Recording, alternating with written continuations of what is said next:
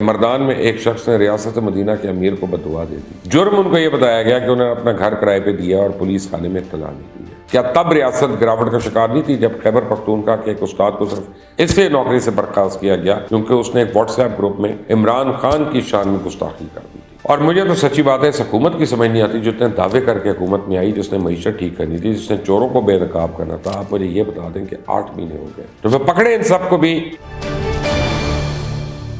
बिस्मिल्लाहिर्रहमानिर्रहीम, अस्सलाम वालेकुम। कौम को मुबारक हो। पेट्रोल की कीमत 35 रुपये बढ़ चुकी है। डॉलर रुपए की इज्जत पामाल करके उसको टके टोकरी कर चुका है और सफ़ेद पर उस लोग सदमे में हैं कि पहले गाड़ी से मोटरसाइकिल पर आए थे कि आप साइकिल पे आना पड़ेगा। हर तरफ तबाही के आसार नुमाया हैं। लेकिन कौम को ऐसा बेहिसी का एक टीका लग चुका है कि हर कोई कबूतर की तरह तबाही को देख कर आँखें बंद करके बैठा हुआ है। तबाही का एक आतिश फिशा है जिस पर कौम का हजूम बेहिसी से खड़ा एक दूसरे को नीचा दिखाने की कोशिश कर रहा है। हर कोई इस आतिश फिशा के फटने से ऐसा बेखबर नजर आता है कि इंसान का दिमाग घूम जाता है। लेकिन ये तूफान आ रहा है, कहाँ से, कब, कैसे और किधर, इसका जवाब तो इसके नमूदार होते ही मिल जाएगा। लेकिन हकीकत यह है कि ये आ रहा है और इसके आने से पहले हालात इतने दगरगूं क्यों हैं कि पाकिस्तान और यहाँ के लोगों की हालत जार देख के मुझे तो आहिस्ता आहिस्ता इस बात पर यकीन आना शुरू हो गया कि शायद मेरे मुल्क में तो वाकई क़यामत आ चुकी है और लोग जहन्नुम में ही रह रहे हैं। बल्कि हमारे सामने जो जहन्नुम का अक्स खींचा जाता है वो शायद हमारी हालत के आगे कैसा हो। यहाँ पे जो जुल्म हो रहा है, जो लोगों को बर्बरियत का निशाना बनाया जा रहा है, जैसे लोगों की इज्जत पामाल हो रही है, जैसे लोगों के खुशहाल घर बंजर हो रहे हैं, शहर लुट रहे हैं, ऐसा तो शायद अब कहीं पे भी नहीं होता। खुदा तरस खा लेगा लेकिन इसके बंदे यहाँ तरस नहीं खा रहे। हाकिम हमारे सबसे बड़े कसाब बने हुए हैं और आज मैं इसी जुल्म और मुनाफिकत के पर्दे चाक करने वाला हूँ। साहब ने इस वीडियो को आखिर तक देखना है ताकि आपको भी अच्छे से पता चल सके कि इस मुल्क में 75 साल से लेकर आज तक होता क्या रहा है। आगे बढ़ने से पहले आपने अगर अभी तक इस चैनल को सब्सक्राइब नहीं किया तो वो प्लीज़ कर लें। बेल आइकॉन को ज़रूर प्रेस करिएगा। आज मेरी नज़र से एक अखबार का तराशा गुजरा, सामने पूरी माजी की किताब खुल गई और अखबार की सुर्खी क्या थी कि मर्दान में एक शख्स ने रियासत मदीना के अमीर को बददुआ दे दी और उसके बाद उस शख्स से बददुआ देने की पादाश में न सिर्फ FIR दर्ज की गई बल्कि उसको घर से उठा लिया गया और सलाखों के पीछे ला दिया गया। उसको तो इबरत का निशान बनाया गया ताकि रियासत में कोई भी शख्स अमीरुल मोमिनीन को बददुआ ना दे सके, वो अपने मुंह से कोई ऐसा जुमला ना निकाले जिससे हुक्मरानों की अना को ठेस पहुँच सके। और इस लाचार शख्स को न जाने कितने दिन के बाद इस शर्त पर छोड़ा गया कि वो आइंदा के बाद इमरान खान की शान में किसी किस्म की गुस्ताखी नहीं करेगा। और ये अखबार की सुर्खी आप अपनी स्क्रीन पर देख सकते हैं। और इस दौर में और क्या क्या जुल्म नहीं हुए, लोगों के क्या क्या जबर के पहाड़ नहीं तोड़े गए। इमरान खान हमेशा अपने जलसों में तो कहता था कि मैं गुलामी से निजात दिलाने आया हूँ, लोगों को शऊर देने आया हूँ। लेकिन जिसके दौरे हुकूमत में एक शख्स को रियासत को बददुआ देने की इजाज़त ना हो, किसी के दिल से डर की वजह से हाई ना निकल सके, आवाज़ उठाने की इजाज़त ना हो, क्या वो शख्स लोगों को हकीकी आज़ादी दिला सकता है? और ये कोई एक किस्म का वाक़या नहीं है। आप उस दौर के अखबार उठा के देखें, अखबार भरे हुए इस तरह की खबरों से। मुजालिम की लंबी फहरिस्त जो ख़त्म होने का नाम नहीं लेती है। सियासतदानों, सहाफ़ियों, उस्तादों, ब्यूरोक्रेटों, आम शहरी, जिस शख्स ने उस दौर में तहरीक इंसाफ पर थोड़ी सी भी तनकीद की, उसको खामोश करवाने के लिए हर हद तक गया। ऐसे ऐसे मुकदमे होते रहे जिनके बारे में सुनकर अकल भी शर्मा आ जाए। सेनेटर इरफान सिद्दीकी को ले लें, उनकी उम्र तक का हया नहीं किया गया, उन्हें भी गिरफ्तार किया गया। जुर्म उनको ये बताया गया कि उन्होंने अपना घर किराए पे दिया और पुलिस थाने में इत्तला नहीं दी है। इससे बढ़कर कानून और इंसाफ के लिए कोई शर्म की बात है? पाकिस्तान में रोज़ कितने कत्ल होते हैं, कितनी चोरियाँ होती हैं, कितने गले कटते हैं, कितने बैंक लूटते हैं, कितने पैसे बाहर मनी लॉन्ड्रिंग किए जाते हैं, कितने गरीबों की ज़मीनों पर कब्जे होते हैं, कितनी बच्चियों की इस्मत दरी होती है। लेकिन क्या वो मुजरिम कभी पकड़े गए, उन्हें सज़ा मिली? लेकिन यहाँ एक उस्ताद को सिर्फ अपनी अना की तस्कीन के लिए और उसकी ज़ुबान बंदी के लिए हथकड़ियाँ लगा दी गई। रियासत को इससे बड़ा कोई जुर्म ही नहीं मिला। हम बचपन में सुनते थे कि 70 की दहाई में जावेद हाशमी, खुर्शीद कसूरी, माशाअल्लाह अज़हर खान, मुजीब रहमान शामी जैसे लोगों पर मुकदमा दर्ज हुए कि उन्होंने सरकारी गाड़ियों को रोका और फिर उन गाड़ियों के जैक चोरी कर लिए। बड़े ताज्जुब है कि ऐसा कैसे हो सकता है, ऐसा कैसे हो सकता है कि हुक्मरानों को सज़ा देने के लिए ऐसे मज़ाका केस मुकदमों का सहारा लेना पड़ता रहा। लेकिन पिछले पौने 3 साल में हमने तो सब अपनी आंखों से देख लिया और फिर हमारे सामने वही हुक्मरान आज चीफ जस्टिस को ख़त लिख रहा है चीफ जस्टिस से दरखास्त करा है कि मुल्क में जारी सियासी इंतकाम को रोका जाए, उसके खिलाफ एक्शन लिया जाए। और आज आवाज़ बुलंद की जा रही है कि रियासत गिरावट का शिकार हो गई है, मुल्क बनाना रिपब्लिक बन चुका है। मैं सर इतना बता दें, क्या रियासत तब गिरावट का शिकार नहीं थी जब इमरान खान के दौर में FIA के ज़रिए सहाफ़ी मोहसिन बेग के घर की चादर और चार दीवारी का तकद्दुस पामाल किया गया? क्या तब रियासत गिरावट का शिकार नहीं थी जब खैबर पख्तूनख्वा के एक उस्ताद को सिर्फ इसलिए नौकरी से बर्खास्त किया गया क्योंकि उसने एक व्हाट्सएप ग्रुप में इमरान खान की शान में गुस्ताखी कर दी, क्योंकि उसने ज़िल्ले इलाही को उनकी असल औकात दिखाई थी? क्या रियासत उस गिरावट का शिकार नहीं थी जब चलते प्रोग्राम टेलीविजन पर ऑफ एयर कर दिए जाते थे? क्या रियासत उस वक्त गिरावट का शिकार नहीं थी जब जो सहाफ़ी इमरान खान को बेचैन करता उससे चैन की नींद छीन ली जाती, जब सियासतदानों पर जाली ड्रग्स के मुकदमे बन रहे थे? तो जान तो अल्लाह को देनी है, जैसी झूठी कस्में खाई जा रही थी। लेकिन आज जब हालात ने पलटा खाया तो रियासत गिरावट का शिकार हो गई। आज जब अपने सरजद किए गुनाहों का बदला देने का वक्त आया तो रियासत गिरावट का शिकार होगी। थोड़ी देर रुक जाए खान साहब, और आज के दौर को अपने 4.25 साल के दौर से ज़रा कंपेयर तो कर लें, और फिर मुझे सिर्फ इतना बता दें कि किसके दौर में ज़्यादा जुल्म होता रहा। इस वक्त महंगाई की जिस आग में कौम जल रही है, इसकी चिंगारी तो आपने लगाई थी, अभी तो आपने कुछ देखा ही नहीं। आपके सियासी मुखालफिन तो आपके मिसाली दौर में 2-2 साल जेल काट चुके हैं, और आपने एक रात जेल में नहीं गुजारी। आपको कैसे पता कि आप ही के दौरे की हुकूमत में कैसे आजम सवाती ने एक गरीब खानदान को 10 साल के बच्चे समेत जेल की नज़र कर दिया। फिर IG तक को अपनी नौकरी से हाथ धोना पड़ा। जब हमसाए उसको खाना देने आए तो उन्हें जान से मारने की धमकियाँ दी गई। आपको पता कैसे होगा? क्योंकि आप तो उस वक्त वज़ीर आज़म के नर्म और रेशमी बिस्तर पर अपने इक़्तिदार को तूल देने के मंसूबे बना रहे थे। मजलूम औरतों को इंसाफ देने की बजाय उन्हें वज़ीर आज़म हाउस के अंदर हिब्स बेजा में रख कर एहतसाब को अपनी लॉन्डी बनाने में मसरूफ़ थे। अभी तो आपने बहुत से हिसाब किताब लिए। और मुझे तो सच्ची बात है, इस हुकूमत की समझ नहीं आती जो इतने दावे करके हुकूमत में आई, जिसने मईशत ठीक करनी थी, जिसने चोरों को बेनकाब करना था। आप मुझे ये बता दें कि 8 महीने हो गए, किस चोर को आप लोगों ने पकड़ा? बड़ी चोर का शोर था, वो बताएं अब आपको हकीकत। आपके पास तो वफाकी हुकूमत भी है, आपके पास सारे रिसोर्सेज भी हैं, तोशाखाना भी आपकी ज़ेर निगरानी है, आपके पास तो एक रसीद होगी, एक सबूत होगा, फिर मुकदमा चलाएं, वो पर्चा कटवाएं, सजा दिलवाएं इमरान खान को। या आपने अभी फवाद चौधरी को पकड़ा है और उस पर यह इल्ज़ाम है कि उसने इलेक्शन कमीशन के अफसरान और उनके घर वालों को धमकियाँ दी हैं। क्या सिर्फ फवाद चौधरी ने यह धमकियाँ दी हैं? क्या बाकी तहरीक इंसाफ के किसी रहनुमा ने कुछ नहीं कहा? इससे ज़्यादा बार तो पिछले 10 महीने में इमरान खान इलेक्शन कमीशन का तमस्कुर उड़ा चुका है। कभी उसे शरीफ खानदान के घर का नौकर कहा गया, कभी उसको बिकाऊ कहा गया, और ऐसी ऐसी जुबान जो मैं यहाँ बयान नहीं कर रहा। लेकिन क्यों वो अभी तक बाहर है? अगर बराबर सलूक करना और इस मुल्क में कानून और इंसाफ वाकई है तो वह पकड़े इन सब को भी, उन्हें भी पकड़े हैं जो उस दिन इलेक्शन कमीशन की दीवारें फैलांग रहे थे। इलेक्शन कमीशन ऑफिसर के बाहर चीफ इलेक्शन कमीशन को जान से मारने की धमकी दे रहे थे, जिन्होंने इलेक्शन कमीशन की बिल्डिंग के बाहर बंदूकें दिखाना शुरू कर दी। जरा का सबूत नहीं है आपके पास तो फिर हमें बताएं, हम आपको वीडियो की सूरत में सबूत पेश कर देते हैं। लेकिन ऐसे कारकुनान को गिरफ्तार करना जो जहरी तौर पे इतने तबाह हो चुके हैं कि इनका लीडर अगर कहे कि कुएं में जाके कूदो तो वो कूद जाए, ऐसे लोगों को ज़दकूब करना एक रियासत को तो जेब नहीं देता। रियासत के लिए इससे बढ़कर शर्म की बात नहीं हो सकती। इस मुल्क में पहले ही इंसाफ के नाम पे मजाक हो रहा है, पिछले 75 बरस से होता रहा। हर बार गरीब से ही हाथ होता है, कोड़े भी गरीब खाता है, सजाएं भी एक आम सियासी कारकुन को ही भुगतना पड़ती है। तो वाकई इस मुल्क में इंसाफ है तो फिर इस बार रवायात बदले, ऊपर से शुरू करें। इन लोगों को हाथ डालें जो वाकई इश्तियाल दिलाते हैं, वरना हुकूमत छोड़ दें।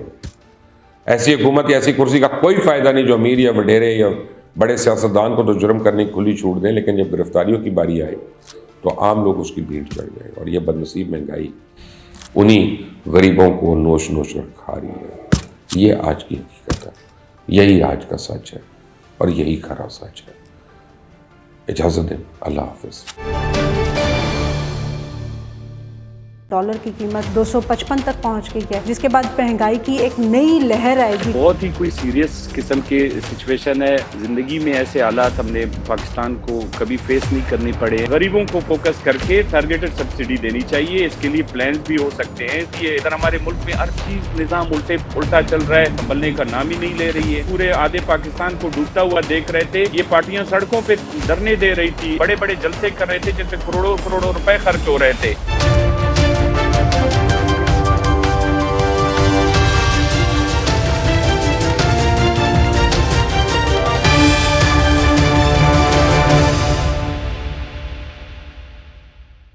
अस्सलाम वालेकुम नाज़रीन, प्रोग्राम वॉइस ऑफ बलूचिस्तान के साथ मैं हूं आपकी मेज़बान अफीफ़ा राव और मेरे साथ मौजूद हैं साबिक सीएम बलूचिस्तान अलाउद्दीन मरी साहब।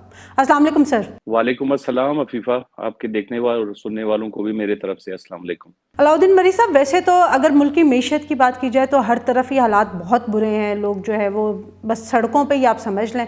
लेकिन कोयटा के हवाले से हमारे पास खबरें पहुंची थी कि शायद कुछ दिन पहले वहाँ पे लोगों ने काफ़ी ज़्यादा एहतजाज किया सड़कों पे निकल के इस महंगाई के ख़िलाफ़, लेकिन महंगाई रुकने की बजाय हमने ये भी देखा कि 2 दिन पहले जो है वो डॉलर की कीमत 255 तक पहुंच गई है, जिसके बाद महंगाई की एक नई लहर आएगी, क्योंकि अब बिजली भी महंगी होगी, गैस भी महंगी होगी, पेट्रोल भी महंगा होगा और उसके बाद हर चीज़ उसी तरह से ग्रेजुअली जो है वो बढ़ती चली जाएगी। तो अब आप किस तरह से देख रहे हैं कि पूरे मुल्क में भी और ख़ास तौर पे बलूचिस्तान में भी, जहाँ पे आवाम वैसे ही पिसी हुई है, तो क्या हालात बनेंगे?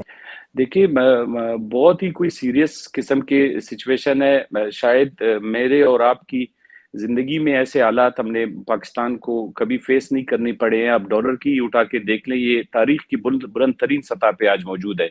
लेकिन आज भी जो ये रेट कोट कर रहे हैं जी, जहाँ आज मैं और आप ये प्रोग्राम कर रहे हैं, ये आज इन्होंने कोई 13 रुपए 12 रुपए के करीब बढ़ाया है।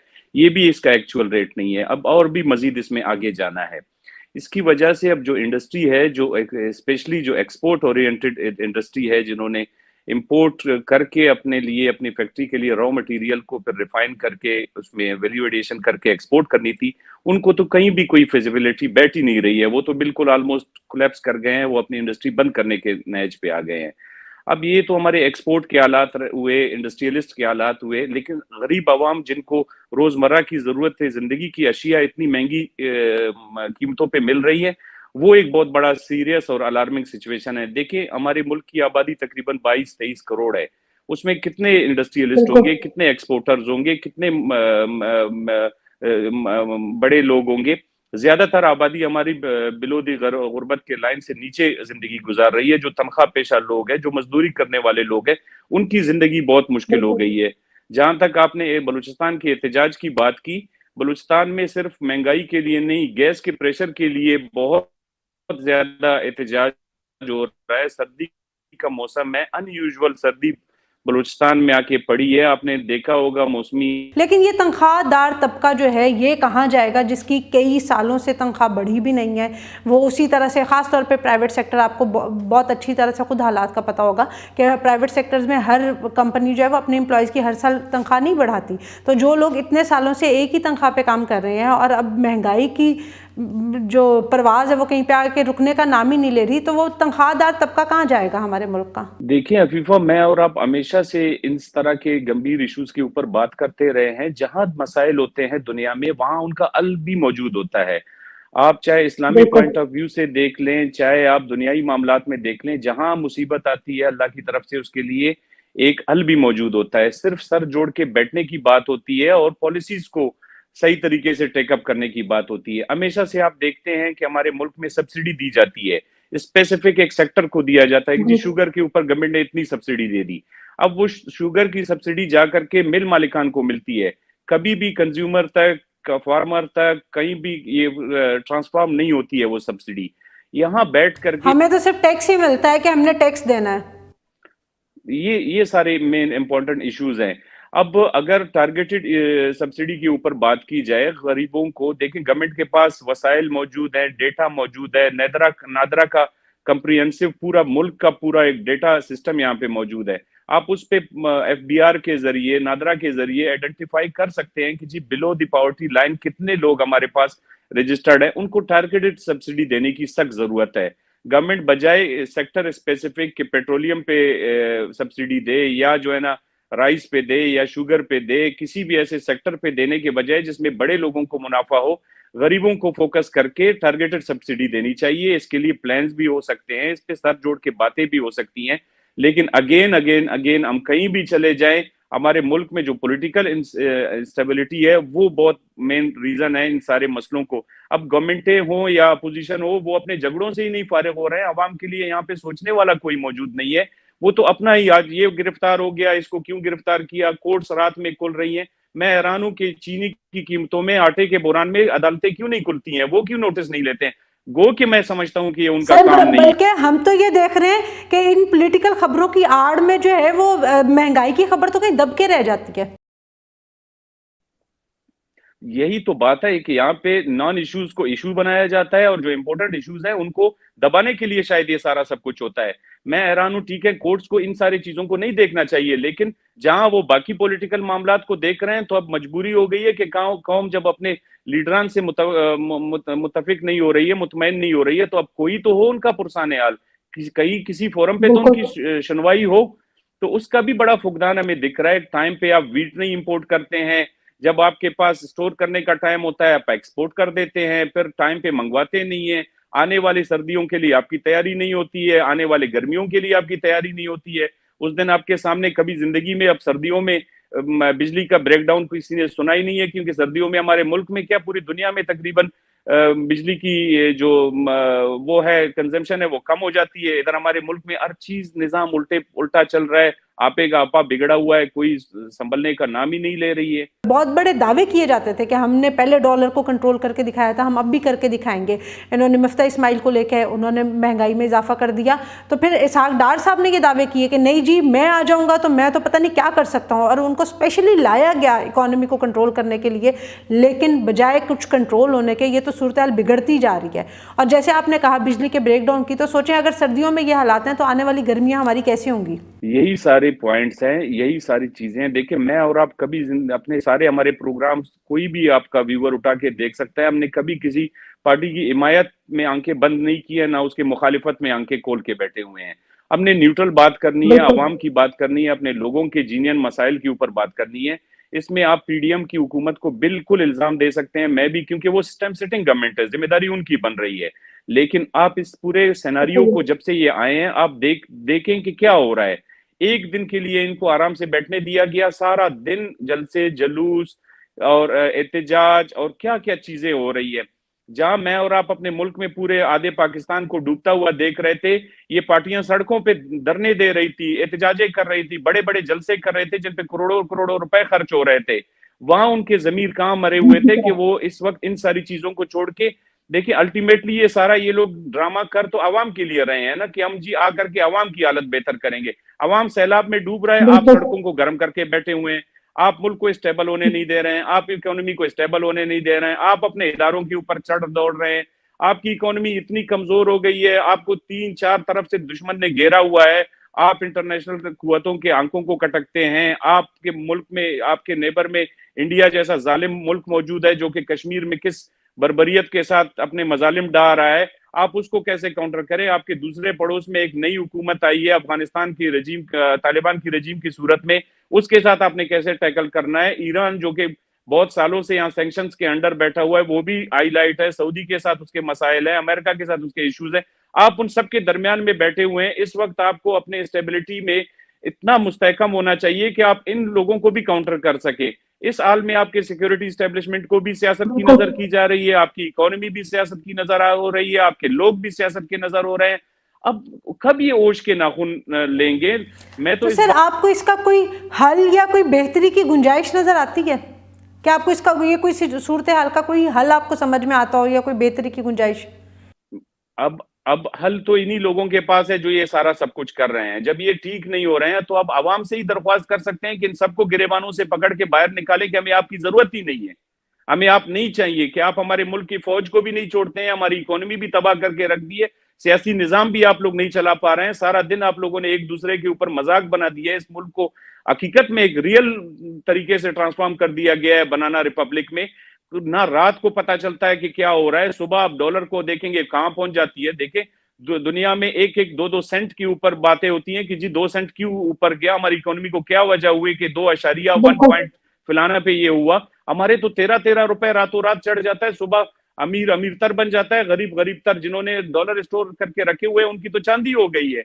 और आज भी ऐसा नहीं है कि हमारे मुल्क के अंदर वसाइल मौजूद नहीं है या लोग मौजूद नहीं है। अरबों रुपए लोगों ने डॉलर की सूरत में कहां शॉर्टेज हो गई है। जब इंपोर्ट बंद है, 5,700 कंटेनर पोर्ट पे खड़े हैं, एलसीज नहीं खुल रही है, तो कहां डॉलर चला गया? कितना डॉलर अफगानिस्तान में गया? कौन सी हुकूमत है अफगानिस्तान में? कौन से बिजनेसेस चल रहे हैं कि इतना सारा डॉलर कह रहे हैं कि जी अफगानिस्तान जा रहा है, अफगानिस्तान जा रहा है। अफगानिस्तान कोई न्यूयॉर्क है, कोई दुबई है कि वहां पे बिजनेस एक्टिविटीज चल रही हैं?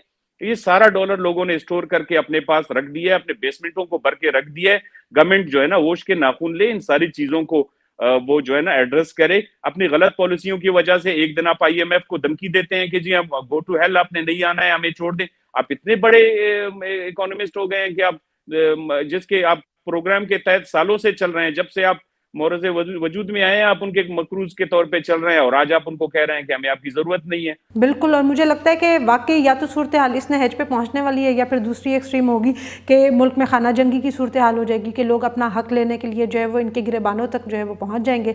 लेकिन बहरहाल जो भी हो, दोनों तरह की सूरत हाल जो है वो पाकिस्तान की सलामती के लिए ख़तरनाक है। अल्लाह करे कि आने वाले दिनों में हमारे हुक्मरानों को होश के नाखून आए, वो कुछ आवाम को डिलीवर कर सकें। अलाउद्दीन मरी साहब की आपने बातें सुनी जो कि बिल्कुल सच है, और इनसे आगे भी तज्जिया लेते रहेंगे मुल्क की सूरत हाल पे। लेकिन अभी तक के लिए इतना ही। वीडियो आपको पसंद आई हो तो लाइक और शेयर ज़रूर कीजिएगा। कमेंट में हमें अपनी राय से आगाह करना मत भूलिएगा। अंटिल द नेक्स्ट टाइम, अल्लाह हाफ़िज़।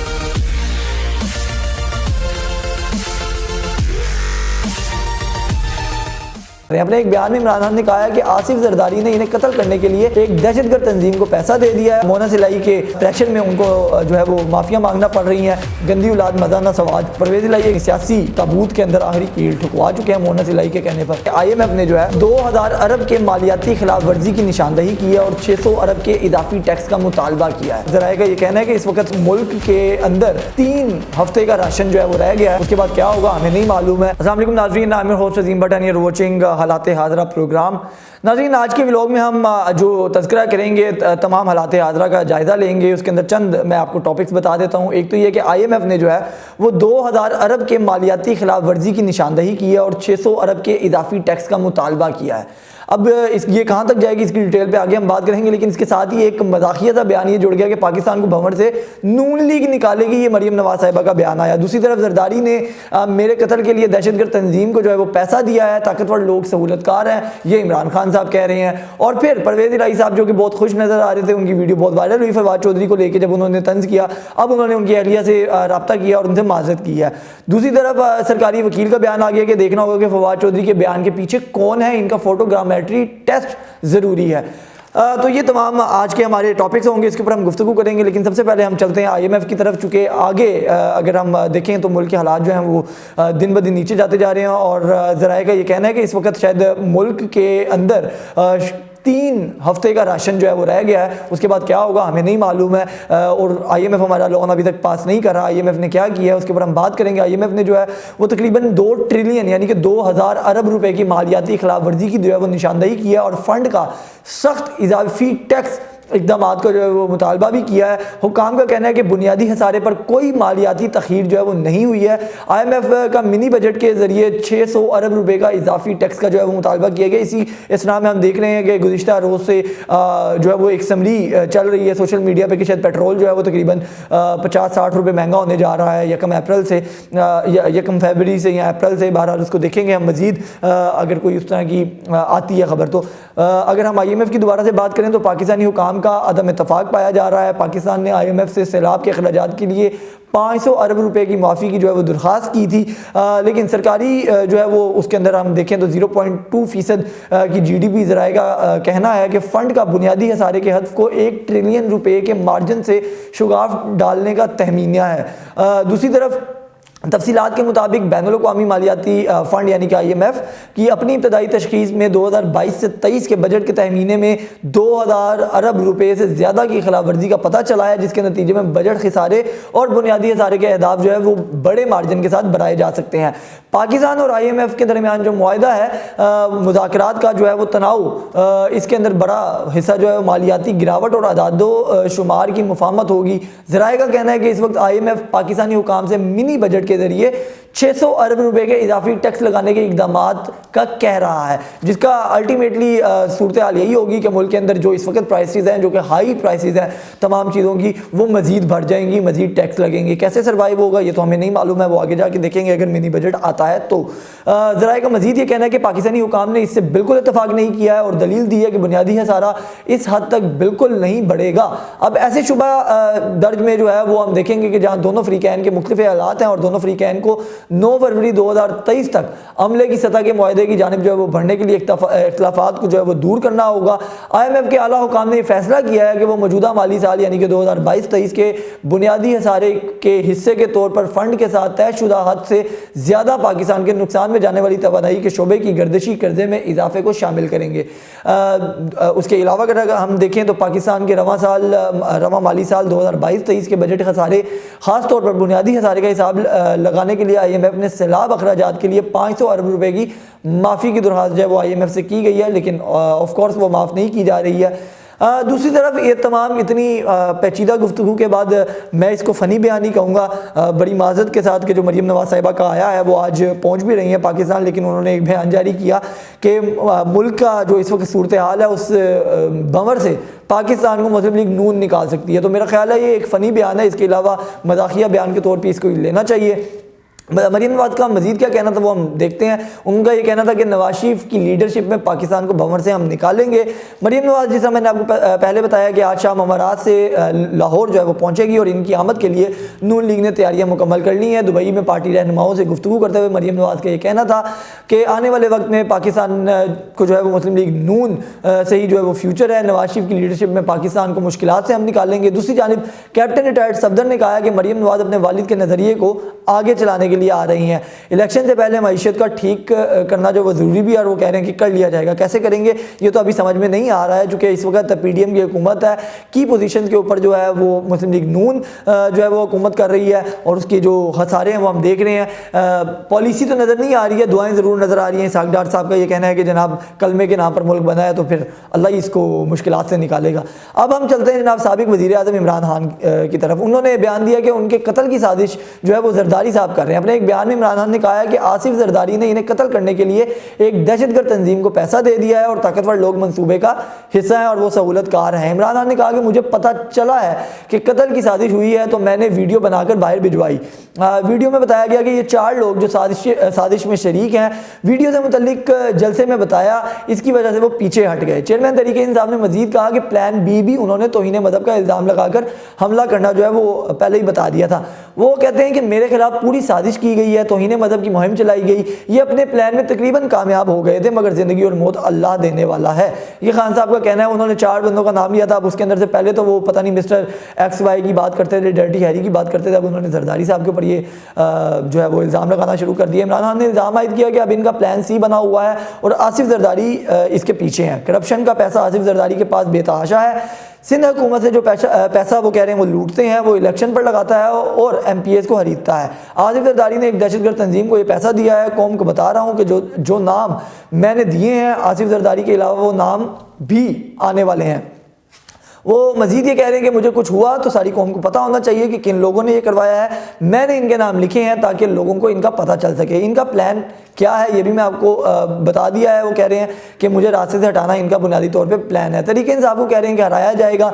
उन्होंने कहा कि रजीम चेंज ऑपरेशन करने वाले गलती को दुरुस्त करने की बजाय मुल्क को मजीद दलदल में धंसाते जा रहे हैं। गलती दुरुस्त करने का तरीका सिर्फ नया इलेक्शन था, मगर तहरीक इंसाफ की कामयाबी के खौफ से इलेक्शन नहीं करवाया गया। उन्होंने कहा कि अवाम इन लोगों को कभी वोट ना दें जिनका पैसा और जायदादें मुल्क से बाहर हैं। अब ये देखना होगा कि खान साहब की तो अपनी जायदाद या बच्चे जो हैं वो भी बाहर हैं, तो खान साहब को भी वोट मिलना चाहिए या नहीं मिलना चाहिए। उनके साथ जो लोग हैं उनके भी सारी चीज़ें बाहर ही हैं। चौधरी बरादरान को अगर हम देख लें, फवाद चौधरी को देख लें, शेख रशीद को देख लें, तो बहरहाल ये सारी चीज़ें भी बाहर ही हैं। अभी हम अगर परवेज़ इलाही की बात कर ही रहे हैं तो परवेज़ इलाही पे जाते हैं कि उन्होंने फवाद चौधरी को लेके जो एक तंजिया गुफ्तगू की थी। अब उसके बाद उन्होंने फवाद चौधरी की अहलिया हिबा चौधरी से टेलीफोनिक रब्ता किया है और अपने बयान पर माजरत की है। और परवेज़ इलाही ने कहा कि फवाद चौधरी एक ज़ीरक सियासतदान है। मुझे ये बोलते हुए भी हंसी आ रही है, लेकिन मुझे बताना पड़ेगा चूँकि ये बयान है। उन्होंने कहा कि इमरान खान के अहम खिलाड़ियों में शामिल है।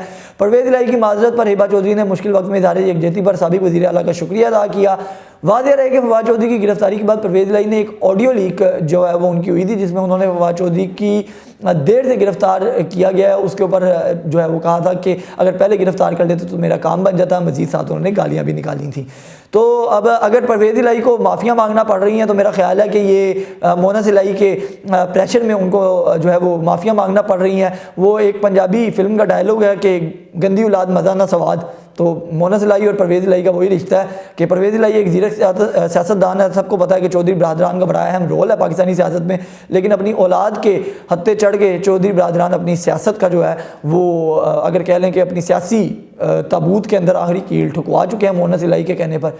मज़ीद हम चलते हैं अब रहनुमा फवाद चौधरी की तरफ। जैसे हम गुफ्तगू कर रहे थे, उनके जिस्मानी रिमांड के मामलात हैं, वो मुस्तरद होने के बाद जो है उसका फैसला जो है वो जुडिशल मजिस्ट्रेट का फैसला जो था उसको चैलेंज कर दिया गया है। इलेक्शन कमीशन के खिलाफ नफरत फैलाने से मुतल्लिक केस में इस्लामाबाद पुलिस ने फवाद चौधरी का जिस्मानी रिमांड मुस्तरद होने का फैसला चैलेंज किया है। सेशन जज ताहिर महमूद खान ने इस्लामाबाद पुलिस की अपील पर समाअत के जो है वो दौरान इस्तफसार किया कि 2 दिन के जिस्मानी रिमांड में क्या तफ्तीश की गई है। प्रोसिक्यूटर ने बताया कि 2 दिन का जिस्मानी रिमांड मिला, मगर अमली तौर पर 1 दिन का जिस्मानी रिमांड मिला है। फवाद चौधरी का फोटोग्रामेट्री टेस्ट करवाना ज़रूरी है। फोटोग्रामेट्री जो टेस्ट है वो लाहौर में पंजाब फोरेंसिक लैब में होना है। जज ने रिमार्क दिए कि फवाद चौधरी के वकला का नोटिस की तामील हो जाए तो फिर दलाइल सुनेंगे। बाद अदालत ने पुलिस की अपील पर फवाद चौधरी को 12:30 बजे तक अदालत में पेश करने का हुक्म देते हुए सुप्रिटेंडेंट अडियाला जेल को फैसले से आगाह कर दिया।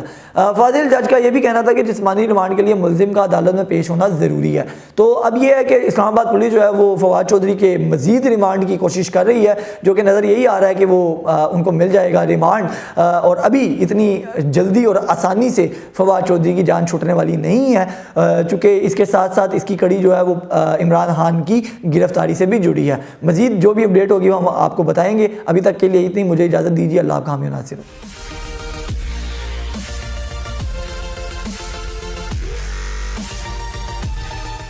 बहुत अच्छे लोग ने पाकिस्तानी, असि दलेर कौम आ, अच्छी कौम आ, असि नहीं किसी तो डरदे डुरदे। क्रिकेट से मोहब्बत है इमरान खान साहब से क्यों नहीं? जो एज ए क्रिकेटर सी मोहब्बत सी, जो इन्हें हॉस्पिटल बनाया मोहब्बत सी। सियासत च आया तो मैनू नहीं अच्छा लगता। शरीफ साहब बड़े पावे हैं या अख्तर लावा बड़ा पावा है? नवाज शरीफ मर्द बच्चा पाकिस्तानी, कोई ऐड नहीं करवा रहा, क्यों? कोका नहीं पाया।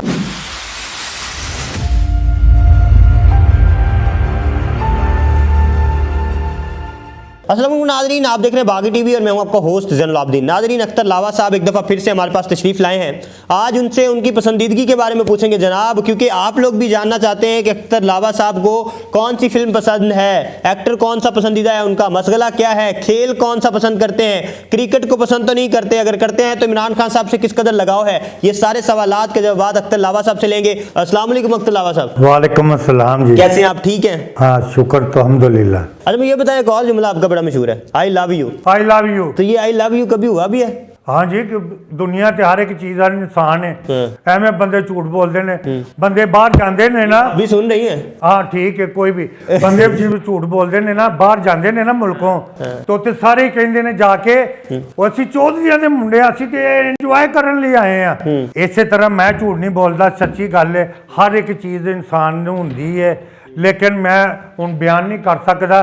प्यार तो हुंदा ही है। मैं हुण जे शादी कीती उहदे नाल मेरा आई लव यू, प्यार दी शादी कीती। अच्छा, हाँ शादी है कि की है? शादी पहले भी बहरीन में की थी। अच्छा, माँ बाप ने बुलाया सी हज च। अच्छा, उत्थे अरबी से की थी या पाकिस्तानी थी वहां भी? नहीं पाकिस्तानी नैशनैलिटी सी उन्हां दी। अच्छा, पाकिस्तानी सी। तो मेरी वालदा की पार्टी की थी, तो उन्हें कहा जी रिश्ता तो हो गया, तो उत्थे निकाह पढ़ा दिता, 2 बच्चियां हुई, उन्होंने शादी की। बहुत अच्छे लोग ने पाकिस्तानी, असि दलेर कौम आ, अच्छी कौम आ, असि नहीं किसी तो डरदे डुरदे जेडे कोई दुनिया की मिन्नतां करते हैं। आप बड़े पावे हैं या शहबाज शरीफ साहब बड़े पावे? पावा अख्तर लावा ही है। अच्छा, शहबाज शरीफ साहब से भी बड़े? नवाज शरीफ साहब बड़े पावे हैं या अख्तर लावा बड़ा पावा है? नवाज शरीफ। नवाज शरीफ आपसे बड़े हैं? ये आप मान गए कि नवाज शरीफ साहब बड़ा पावे? आपके लीडर है इस वजह से? लीडर है इस वजह से, ठीक है। अच्छा मुझे ये बताएं कि शहबाज शरीफ साहब भी आपकी तरह ये जो एक्शन है ना ये करते हैं, बाद आपने देखा होगा, आपकी मीम्स भी बनी होगी, ठीक है, तो आप उनको कॉपी करते हैं या वो आपको कॉपी करते हैं? नहीं असि जैन खानदानी लोग, मैनू लोगों ने, मेरे दोस्तों ने भी कहा कि कापी किसी की कर, ठीक है, अमानी को नहीं, मैं कापी नहीं करता।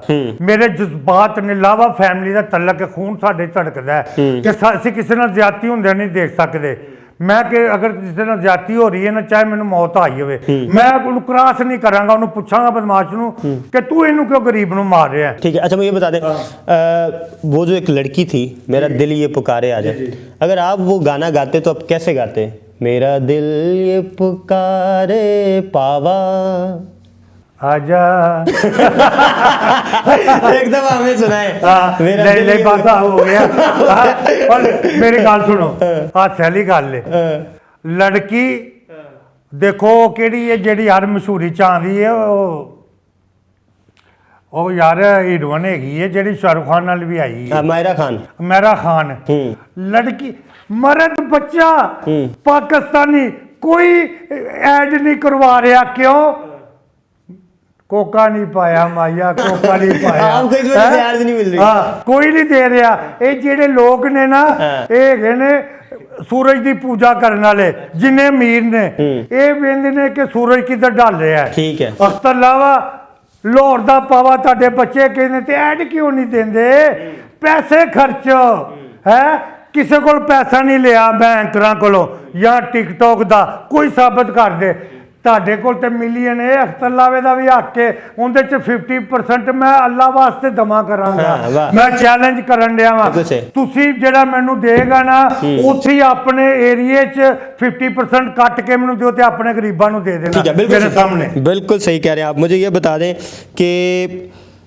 कभी किसी ने कहा हो लाहौर दा पावा जुत्ती लावा नहीं नहीं कहते मोहब्बत करते हैं सारे मोहब्बत सब कुछ ऐना प्यार करदियां कि बीबियां भैणां जेड़ा एक बारी मेरे कोल बह जांदा है ना हाँ इसमें कोई शक नहीं ਉਹ ਤੇ ਮੇਰੇ ਖਿਲਾਫ ਨਹੀਂ ਜਾਂਦਾ ਠੀਕ ਹੈ। ਜਿੰਨੇ ਇੰਟਰਵਿਊ ਲੈਣ ਵਾਲੇ ਉਹਨਾਂ ਦੁਬਾਰਾ ਫੋਨ ਕੀਤੇ ਨੇ ਹੈ ਤੇ ਇਹ ਕਹਿ ਕੇ ਗਏ ਨੇ ਆਪਣੇ ਇੰਟਰਵਿਊ ਦੇ ਵਿੱਚ ਹੀ ਕਿ ਲਾਵਾ ਜੀ ਸਾਦਗੀ मैं नहीं आपके बाद बस तरीफा अल्लाह मेरा वादा हुला कोई पसंदीदा मीम आपकी जो आपको लगता हो जो आपके दिल को लगी हो यार ये बड़ी अच्छी बनी है आपको शहबाज शरीफ साहब के भी साथ कंपैरिजन किया जाता है और भी बड़े बड़े आपके मीम्स ने जज्बाती शहबाज शरीफ वाली हाँ। तो रैप मुंडे ने गाया लाहौर दा पावा असी दलेर कौम आ और मेरी जेन्युइन आवाज है अच्छा हाँ मेरी जेन्युइन आवाज है ते फीता कटिया सड़ो सड़ो शरीको हाँ वो मुंडे ने बहुत अच्छा रैप गाया है जबरदस्त किस्म का मैं चाहना वा कि वो मेरा अगला भी ना मेरी आवाज़ सुने तो मेरे नाल राबता करे मैं इस तरह का रैप मैनू पसंद आया उनके जज्बात ने क्यों कि मैं पाकिस्तान लिए क्या असी दलेर कौम आ नवाज शरीफ साहब से मोहब्बत की वजह बता दें इन्हां दे काम नवाज शरीफ साहब की काम जो है ਜਿਹੜੇ ਹੈਗੇ ਨੇ ਨਾ ਸਭ ਤੋਂ ਵੱਡੀ ਇਹਨਾਂ ਦੀ ਮੈਂ ਇੱਕ ਗੱਲ ਦੱਸਾਂ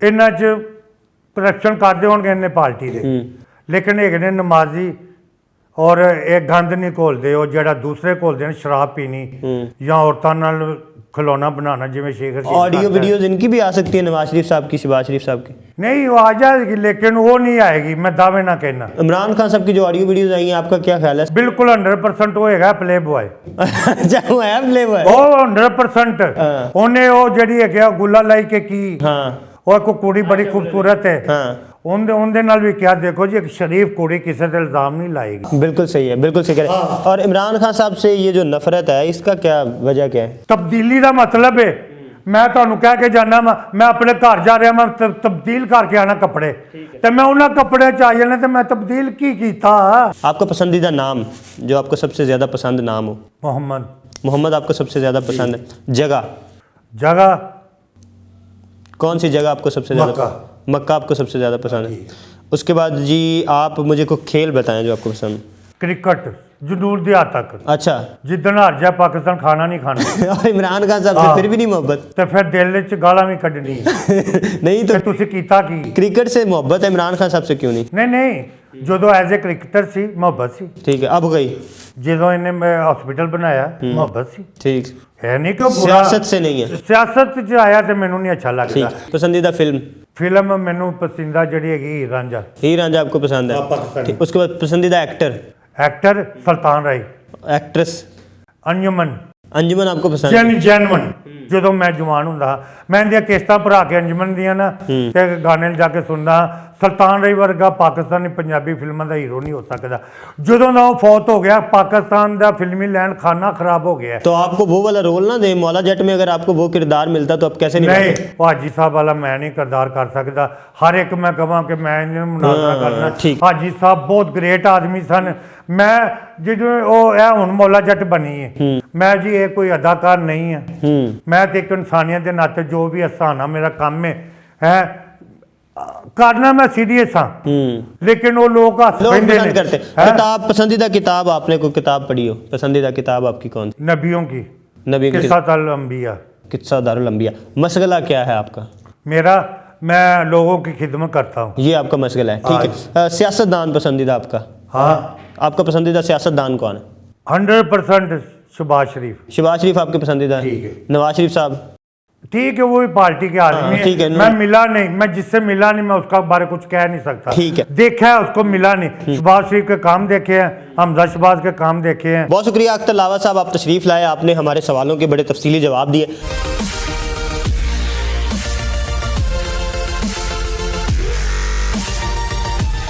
ज़्यादातर जो आजकल भीख मांगने वाले होते हैं उनमें से आपको शायद 2 या 3% शराब एक्चुअल भीख मंगों की मिलेगी, बाकी ये माफिया गैंग्स हैं। और उन्होंने एक मिडिल मैन हायर किया होता है, उनको मैनेज करता है, वहाँ मौजूद होता है, देखता है, और जहाँ इनकी रिहाइश होती है इन लोगों की, वहाँ से पिकअप एंड ड्रॉप भी देनी होती है, इनको दी जाती है। इन लोगों को इस्तेमाल किया जाता है डिकॉइटीज में, ड्रग ट्रैफिकिंग में, चोरी चकारी में। जो आपको 90% बच्चे नजर आते हैं वो किडनैप्ड होते हैं। रिपोर्टेड केसेस 25 मिलियन हैं जो भीख मांगते हैं।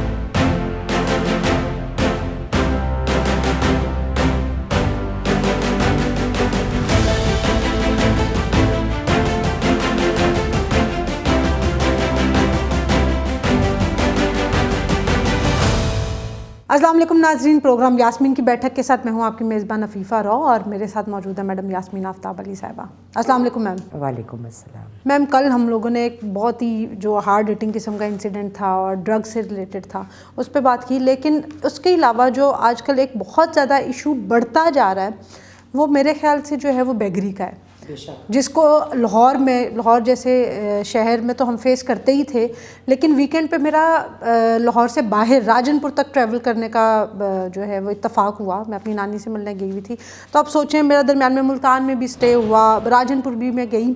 तो मैं ये सोचती थी कि शायद लाहौर में हमें बहुत ज़्यादा ये चीज़ फेस करनी पड़ती है कि लोग आके धड़ाधड़ दरवाज़ा पीटना शुरू कर देते हैं कि नहीं जी हमें दें, लेकिन नहीं, मैंने वहाँ पे देखा कि जहाँ पे इस तरह की चीज़ नहीं थी पहले, अब लोग आते हैं और कहते हैं कि जी हमें पैसे दो। और अगर आप उनको, मैं आपको ये भी बात बता रही हूँ कि मैंने ये भी देखा कि मेरे साथ मेरे कज़न थे, वो गाड़ी से उतर के बाहर किसी काम के लिए गए हैं, वो मांगने वाली आई, उन्होंने पैसे मांगे, उन्होंने उसको 10 रुपये दे दिए। तो आप यकीन करें उनको नहीं पता था कि मैं उनके साथ हूँ। मेरे पास जब तक पहुँची है ना, तो अपनी साथी से बात करती हुई जो उसके साथ एक और मांगने वाली थी, वो उसको बुरा भला कह रही थी कि उसने मुझे सिर्फ 10 रुपये दिए। तो ये महंगाई भी तो बढ़ गई है, तो उनका शेयर है हमारी तनख्वाह में कि इतना हमने उनको देना है। अच्छा देखिए, इसकी बड़ी वजह पता है क्या है जो आप बात कर रही हैं?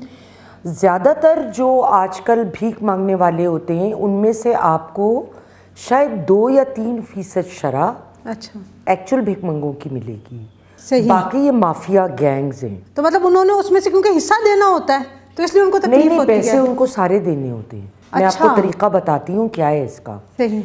इसका तरीका ये है अफीफा, एक ठेकेदार होता है, एक जैसे ये जो चौराहा है ये मेरा है, ये आपका है, मैं आपके इलाके में नहीं जा सकती, आप मेरे इलाके मतलब में उन्होंने ठेके पे लिया है? हाँ ठेका है। और उन्होंने एक मिडिल मैन हायर किया होता है, वो मिडिल मैन इन तमाम बेगर्स को हैंडल करता है, उनको मैनेज करता है, वहाँ मौजूद होता है, देखता है, और कि ये भाग ना जाएं, ये पैसे कमाएं, और जहाँ इनकी रिहाइश होती है इन लोगों की, वहाँ से पिकअप एंड ड्रॉप भी देनी हो तो इनको दी जाती है। हाँ, क्योंकि मैंने देखा कि बहुत लेट नाइट तक खड़े होते जी हैं। बिल्कुल, तो वो उस टाइम दी ये घर जाती- वापस दी कैसे जा जाती है। सकते हैं? अब ये बेगर्स जो हैं ये खाली बेगर्स नहीं होते, अक्सर औकात इन लोगों को इस्तेमाल किया जाता है डिकॉइटीज़ में, ड्रग ट्रैफिकिंग में, चोरी चकारी में, ये तो फिर गैंग्स हुए। स्नैचिंग गैंग्स हैं। तो ये एक चीज़ पे नहीं होता, वो कुछ लोगों को और कामों की भी ट्रेनिंग होगी उधर से उधर। अच्छा, और कहाँ पे ज़्यादातर लोग ये होते हैं जो, अगर हम ये भीख मंगों को देखते हैं, ट्रैफिक के सिग्नल के ऊपर, बिल्कुल, शॉपिंग एरिया में, अस्पताल के बाहर, मस्जिद के बाहर, और सबसे बढ़ के मज़ारों से बाहर। मज़ारों से पैसे ऐसे ही है। हाँ अच्छा, बीबीसी की मैं एक बड़ी दिलचस्प रिपोर्ट पढ़ रही थी, उसमें उन्होंने कहा कि बच्चे जो हैं जो आपको 90% बच्चे नज़र आते हैं, 99% बल्कि, वो किडनैप्ड होते हैं और उनको बेगिंग ये माफिया कराते हैं। और अगर वो माजूर नहीं है तो उनको माजूर करा जाता है, उनकी आंखें निकाल के, उनके हाथ पैर तोड़ के, उनके हाथ पैर काट के।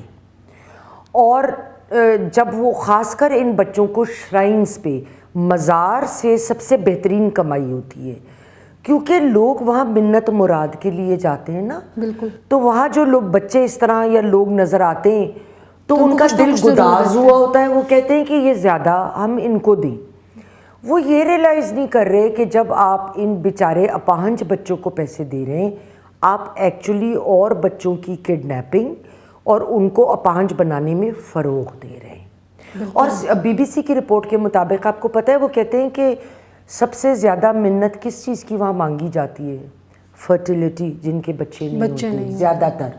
तो जब इस किस्म का मामला होता है और हम ये पैसे वगैरह देते हैं, तो हम इस क्राइम को, इस जुर्म को सपोर्ट कर रहे हैं, नॉट रियलाइजिंग कि हम क्या कर रहे हैं। अच्छा, इसके अलावा नहीं तो आपके कभी ख्याल में किसी ने डेली पुलिस कितना ने कमाते होंगे? कभी किसी पुलिस ने ये नहीं पूछा उन बच्चों से जो श्राइन्स पे होते हैं मुख्तलिफ, भाई तुम किसके बच्चे हो, इधर लाया कौन तुम्हें, तुम आए कैसे? इतना ये लोग, हम भी यूज्ड टू हैं कि हम भी नहीं पूछेंगे, मतलब लोग नहीं पूछते। ठीक है। इसके अलावा जो है वो ये है कि जो इंक्रीजिंग रेशो है पाकिस्तान में बहुत बढ़ गया है। मतलब कम से कम रिपोर्टेड केसेस 25 मिलियन हैं जो भीख मांगते हैं, और आई एम श्योर इससे ज़्यादा होंगे, क्योंकि जो हमारे पास रिपोर्टें आती हैं शहरों की ज़्यादा होती हैं, छोटे छोटे इलाकों की तो ज़रा कम ही होती हैं। अब जो आप बता रही हैं कि इधर से उधर तक बस ये सारे ये गैंग्स हैं जो हर जगह करते हैं ऑपरेट, मगर वो कवर कितना होता है, कितना रिपोर्टेड है, कितना अनरिपोर्टेड है। तो अगर 25 मिलियन कहा जा रहा है तो आराम से आप 10 मिलियन तो बढ़ाएं ना उसमें। बिल्कुल, ये एक शरे आप अगर देखें। अच्छा, और ये कितना कमा लेते हैं? जो एक आम बेगर है, जो डिसेबल नहीं किया जा रहा, और आप देखते हैं कोई औरत जो है वो या मर्द, वो एक पोस्टर लेके खड़ा है कि मैं गूंगा हूँ, मेरा ये मसला है, कुछ इस किस्म के मामलात हैं। तो जो आम लोग हैं इस तरह, या औरतें बच्चा पकड़ के छोटा छोटा आती हैं, अमूमन वो बच्चे उनके बिल्कुल नहीं होते फीफा, वो किडनैप बच्चे होते हैं। आपको मैं बताऊं कि इवन मुझसे अगर कोई इस तरह औरत ज़्यादा फोर्स करना शुरू कर दे, जिसके पास छोटा बच्चा हो कि नहीं जी मुझे तो इसके दूध के लिए पैसे चाहिए, तो मुझे खाने के लिए चाहिए, तो मैं उसको बड़े आराम से कहती हूँ, मैंने कहा अच्छा चलो तुम चलो, तुम्हें दूध भी मिलेगा, तुम्हें खाना भी मिलेगा, तो मेरे घर चल के काम करना शुरू कर दो। कोई नहीं जाएगा, कोई नहीं जाता, भाग जाते हैं कि आपको काम करने के लिए बंदा नहीं मिलेगा, पैसे मांगने के लिए ढेरों। क्योंकि देखिए ये बहुत आसान है, जब आपको, और फिर जब वो माफिया के लिए काम कर रहे हैं तो आपके घर थोड़ी ना जाएंगे, नहीं जा सकते। और अगर किसी को आदत हो जाए मांग के खाने की, इस तरह हर एक के आगे हाथ क्यों कमाएगा? वो क्यों कमाएगा? और जब ये लोग कमाते हैं, ये कम से कम 250 से 500 रुपया फी दिन एक शख्स कमा लेता है, नॉन डिसेबल्ड। अच्छा, हाँ, जो डिसेबल्ड है वो इससे कम से कम डबल या ज़्यादा कमा लेगा। बल्कि मैंने पिछले दिनों सोशल मीडिया पे एक वीडियो देखी, वो शायद जिस चीज़ के बारे में आप सोच रहे होते हैं ना, तो क्योंकि मेरा आपसे ये टॉपिक डिस्कस हुआ था, तो वो एक मांगने वाला था, इसी तरह किसी व्लॉगर ने जाकर उससे सवाल किया कि अच्छा आप कितना कमा लेते हैं? तो वो कहता कि मैं जो है ना 1200 से ना 1500 नहीं 800 से 1000 कमा लेता हूँ। वो कहता अच्छा, कहता हाँ अगर ये अल्लाह के नाम पे माफ़ करने वाले ना हो, गाली दे के वो कहता कि ये जो अल्लाह के नाम पे कहता है ना माफ़ करो माफ़ करो, कहते ये ना हो ना तो मैं 2000 तक भी कमा सकता हूँ।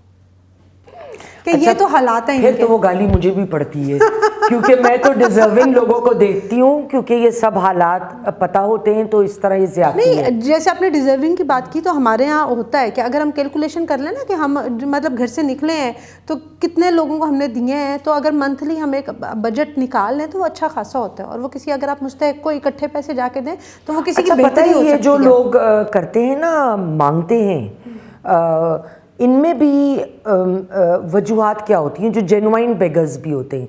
एक तो गुर्बत। देखिए आजकल जो मज़दूर काम कर रहा था, कंस्ट्रक्शन का काम माड़ा है, जो शख्स, जिसको पंजाबी में कहें माड़ा है काम, बिल्कुल बिल्कुल। जो शख्स जो है वो कोई और कारोबार में था, कारोबार नहीं चल रहा। अब जो लोग डेली वेजेस पे रहते हैं वो किस तरह कमाएंगे? तो पावर्टी, बहुत सारे लोग जो पहले अबव पावर्टी लाइन थे वो नीचे चले है ना, तो वो भीख मांगने लगते हैं। दूसरी चीज़ है लैक ऑफ एम्प्लॉयमेंट। मैं आपको एक वाक़या बताऊं जिससे मैं आज तक मैं भूल नहीं पाई, और ये वाक़या मैं आपको बता रही हूँ तकरीबन कोई 20 साल पुराना। 20 साल? उम्र बहुत है ना, बड़े पुराने पुराने वाक़े याद हैं। अच्छा, मेरी वालदा ने जहाँ रहती थी उधर से घर बेच के मेरे बराबर वाले प्लॉट पे घर बनाया। तो मैंने उनका सामान जब पैक किया था तो मैं बड़े मेथोडिकली पैक करती थी कि मार्कर के साथ उस पर लिख देना वो crockery box number 1 room number फलां, ताकि वो बिल्कुल पता रहे कि किधर क्या चीज़ मैंने डब्बा उतरवाना है, बजाय आप कार्टन्स बीच में फेंक दें और फिर इधर से घसीट रहे उधर से। अच्छा, जब सामान उतरने का वक्त आया, वो ट्रक आया, तो डिफेंस में ट्रक रात को दाखिल होता है, दिन में नहीं कर सकते। बिल्कुल। तो जब अम्मी के घर सामान आया तो एक लड़का था, मैं ऊपर उचक उचक के अब कंधे पे रखा है, अगर वो मजदूर के तो वो मुझसे तो कद उसका लंबा ही होगा, बिल्कुल। तो मुझे नजर ना आए। मैं कहती भाई जरा कंधा झुकाओ, भाई जरा कंधा झुकाओ, मैं देखूं। तो एक लड़का कहने लगा बड़ी तमीज़ से, वो वहाँ था, मजदूर था, मैडम मुझे बता दीजिए ये आपने डब्बे पे लिखा हुआ है, लिस्ट दीजिएगा। मैंने अंग्रेज़ी में बनाई थी लिस्ट। मैंने कहा अंग्रेज़ी पढ़ लोगे? Madam I am M.Com। M.Com? Yes. मैंने उसकी शक्ल देखी, मैंने कहा ये लो। अब वो बड़े आराम से वो मैनेजर बन गया। ये डब्बा, इस पे ये लिस्ट, ये इस कमरे में टिक मार्क, ये डब्बा इधर tick mark. I was so stunned, मैं खड़ी उसको देखती रही। जब सामान रख दिया, ज़ाहिर है पैसे के अलावा इनाम वगैरह भी दिया, उस वक्त मैंने इसको 500 इसका अलग इनाम दिया।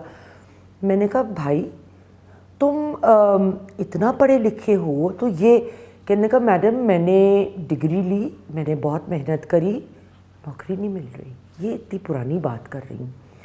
मेरी माँ और बहनों ने रज़ाइयों में डोरे डाल के और छोटे छोटे काम करके कि मैं पढ़ लूँ, कि हमारी तकदीर बदले। आप दुआ कीजिएगा मैम, मैं गलत काम नहीं करना चाहता, इज़्ज़त से कमा रहा हूँ। सही बात है। लेकिन आप सोचें कि हर शख्स तो नहीं ऐसे सोचता। ज़्यादातर लोग आसान रास्ता ढूंढते हैं, वो कहते हैं कि एक आसान। तीसरे वो लोग होते हैं अफीफ़ा जो ड्रग एडिक्ट्स होते हैं। बिल्कुल। या तो उन्हें घर से नहीं पैसे मिलते, या मिले हैं तो काफ़ी नहीं होते। अब वो ड्रग एडिक्ट्स को जब आप देते हैं पैसे, तो आप ड्रग टेकिंग हैबिट्स को प्रमोट कर रहे हैं। तो लिहाजा ये जो कल्चर है हमारे यहाँ भिखमंगों को पैसे देने का, बाज़ औक़ात ऐसा होता है अफीफ़ा कि बच्चे जो हैं वो भीख नहीं मांग रहे होते। मुझे याद है बहुत साल पहले, अगेन 15-16 साल हो गए, तो एक लड़का था वो बलून्स बेच रहा था, ये DHA H ब्लॉक में, मार्केट के पास। हाँ, अभी Y ब्लॉक और Z ब्लॉक की मार्केट इतनी डेवलप नहीं थी, उस वक्त की बात कर रही हूँ। तो वो गाड़ी के पास आया मेरा कि आंटी ये ले लें बाजी या बीपी और व्हाटएवर बलून्स। तो मैंने कहा मगर बेटे मेरे तो बच्चे बड़े हो गए। कहने लगा आंटी मैं स्कूल जाता हूँ ना, ये बेचूंगा तो कॉपी और टेस्ट। मैंने कहा अच्छा, और जूते भी देखे फट गए, माँ नहीं दिलाती, कॉपियाँ दिलवानी। मैंने कहा कॉपियाँ लोगे? वाकई पढ़ते हो? कहते हैं हाँ स्कूल में हूँ। आप नंबर ले लें, मेरे पास कागज़ पे लिखा है मैडम, नंबर ले लें टीचर का। अच्छा। मैंने कॉल करके पूछा, कहने का जी हमारा बड़ा काबिल बच्चा है ये, और मुझे पता है ये गुब्बारे बेचता है। मैंने अफीफ़ा उसे गाड़ी में बिठाया, I took him to a shoe shop, उसको जूते दिलाए, मैं किताबों की दुकान पर लेके गई, उसको पूरे ईयर की सप्लाई, कॉपीज़, ये वो। मैंने कहा पता नहीं कब इसको क्या मैंने करवा के दिया। बड़ा खुश, बहुत दुआएं।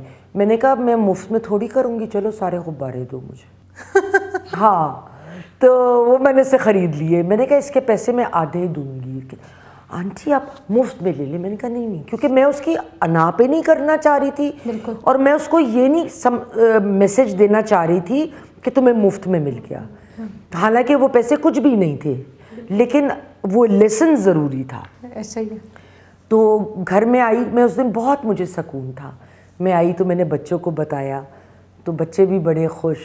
तो लेकिन ये कि इस तरह के आपको जेन्युइन केसेस मिलते हैं मगर बहुत कम, क्योंकि उस ज़माने में इतना प्रोफेशनल माफिया ने टेक ओवर नहीं किया हुआ था। बिल्कुल। लेकिन अब बहुत ज़्यादा है। तो जब अब हम इन माहौल को और इन हालात को देखते हैं तो अब कहानी और तस्वीर बदल चुकी है। अब तो ऊबर में भी बैठे लोग मांग रहे होते हैं। हाँ, मैंने आपसे एक इंसिडेंट शेयर किया था। नहीं, अब हर तरह मुझे व्हाट्सएप पे मैसेज आ जाएगा किसी फूड पैंडा के राइडर का। मैंने एक दफ़ा मदद कर दी, उसने कहा जी 5,000 दे दें, मेरा XYZ प्रॉब्लम है। मैंने अपने दोस्तों को कहा, इसके पास लाख के करीब जमा हो गए। अब ना सिर्फ उन्होंने आधे लाहौर में मेरे नंबर बांटे, और बल्कि ये कि उसके अलावा 1000 मौक़ों से मुझे भी फिर के अब मुझे ये हो गया, अब ये हो गया। आखिर में मुझे उनको ब्लॉक करना पड़ा, क्योंकि देखिए फिर अब आप आदत बना लें या एक अब्यूज़ करें किसी ने अगर आपके लिए किया, तो ये 100 तरीके लोगों ने आजकल निकाले हुए हैं, क्या कह सकते हैं। तो नाज़रीन, आपने बात सुनी मैडम यास्मीन आफ्ताब अली साहिबा की कि लोगों ने 100 तरीके निकाले हुए हैं जिनमें पहचानना भी मुश्किल है कि असल मुस्तहिक कौन है। लेकिन फिर भी कोशिश किया करें कि अगर किसी की मदद आप करना चाहते हैं और वाकई मदद करनी भी चाहिए तो वो किसी मुस्तहिक की मदद करें जिससे वाकई एक पॉजिटिव मैसेज जाए, किसी की ज़िंदगी में बदलाव आए। लेकिन इन गैंग और माफियाज़ को जो है वो उनकी सपोर्ट करने का जो है वो वसीला मत बने। आज की वीडियो के लिए इतना ही। अंटिल द नेक्स्ट टाइम, अल्लाह हाफ़िज़।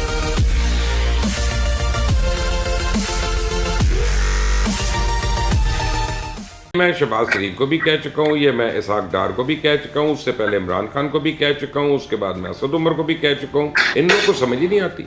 हम गरीब और अमीर को एक साथ हम पकड़ के रगड़ा मार। तो बरतानिया में एक एवरेज गोरा जो है वो इमरान खान को समझता है कि इस आर मैन CNW जो है, मैं इसका वजीर रह चुका हूँ, तो मुझे एग्जैक्टली पता है कि इसमें किस किस तरह से पैसे खाए जाते हैं।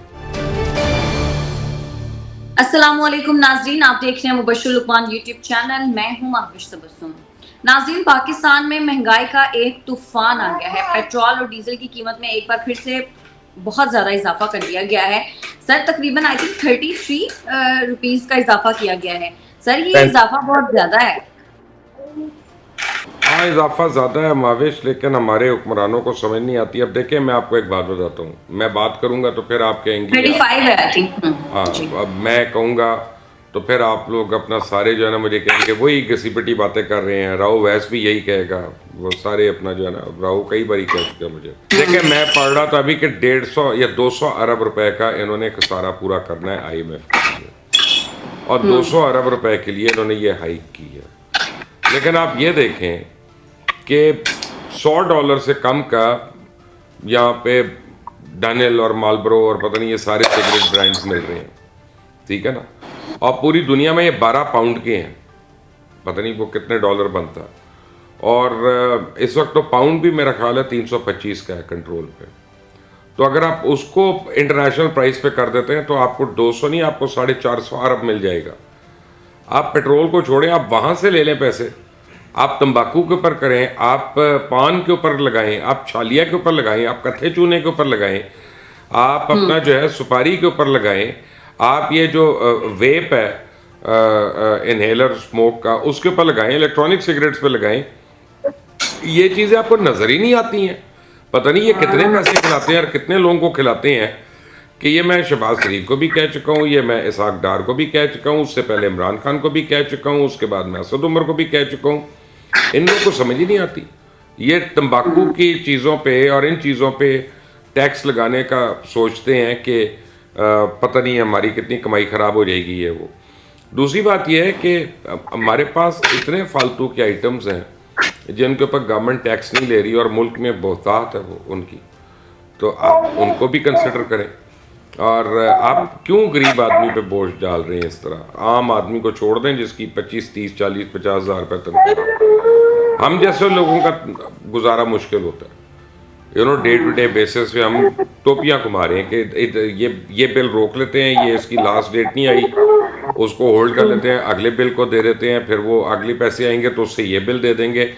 हर बिल जो है काम घर में 2-2 महीने के बाद फाइन के साथ पे हो रहा है, क्योंकि लोगों के पास हर महीने पैसे नहीं है बिल्स देने के लिए। और ये लैक ऑफ प्लानिंग है, लैक ऑफ प्रायोरिटीज़ है। ये अभी तक 19वीं और 20वीं सदी में जैसे चल रहे थे उसी तरह के कारनामे कर रहे हैं। लेकिन आज IMF की टीम ने आना है पाकिस्तान संडे को, मेरा ख्याल आज पहुंच रही है किसी वक्त, ये मुझे सागडार साहब ने बताया था। तो ट्यूसडे के इनकी जो मीटिंग है, उम्मीद तो है कि उसमें कुछ ना कुछ रिलीफ मिल जाएगा, और IMF के रिलीफ के बाद फिर हमें जो हमारे 2 ममालिक हैं वहाँ से भी रिलीफ की उम्मीद है। लेकिन इस वक्त तो सिचुएशन जो है वो ज़रा सी ग्लूमी है, सच्ची बात जो है। लेकिन सर, अवाम तो पहले ही महंगाई से इतने ज्यादा परेशान है, अगर नया महंगाई का तूफान आएगा तो अवाम कहाँ जाएंगे, क्या करेंगे? अच्छा, बात पता है क्या बात यह है कि महंगाई तो माविश दुनिया में हर मुल्क में है, इसको तो मैं सिर्फ क्रिप नहीं कर सकता। लेकिन जो पाकिस्तान में मुझे डिप्रेशन हो रही है वो ये है कि हमारे पास प्रायोरिटीज़ गलत हैं। हम गरीब और अमीर को एक साथ हम पकड़ के रगड़ा मारते हैं, जबकि गरीब को हमें रिस्पाइट देना चाहिए और अमीर को रगड़ा मारना चाहिए।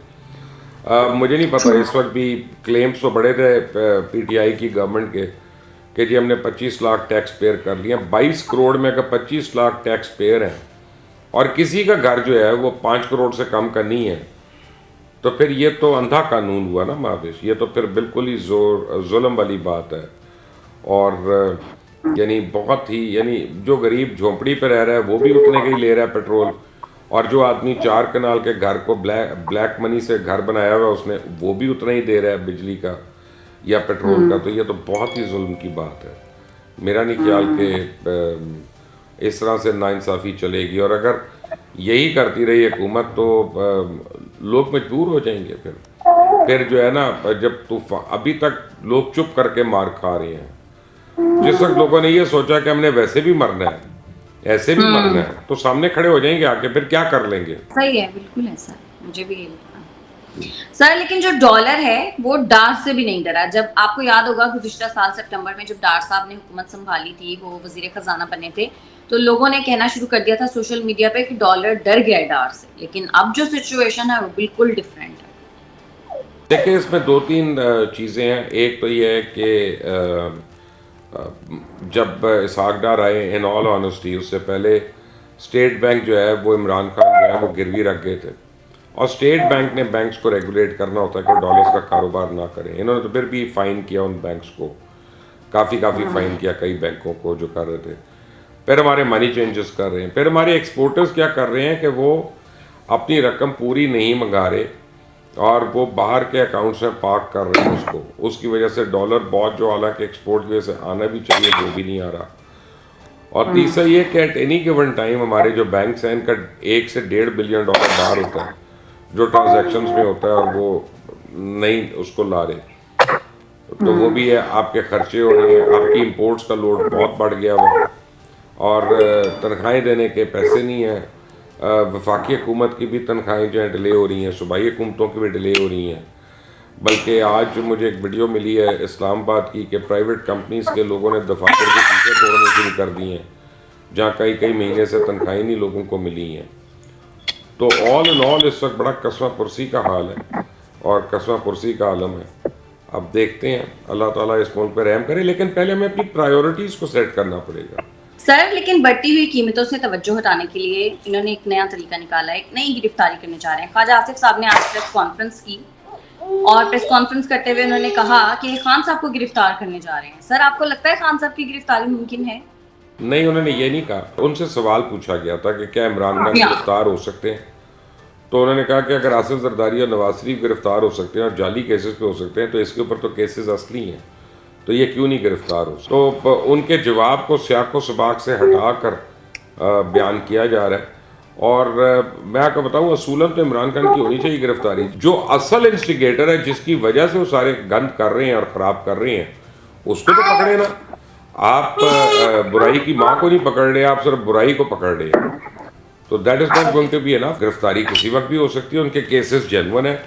अब जब मेरा ख्याल है अदालतों के फैसलों पे है कि जैसे ही किसी केस का फैसला आ गया और उनके हक में ना हुआ, तो इमरान खान हो जाएंगे तब गिरफ्तार। सर, नवाज शरीफ साहब से एक अहम टास्क लेकर राना सनाउल्लाह साहब जो हैं वो वापस पाकिस्तान पहुंच गए हैं।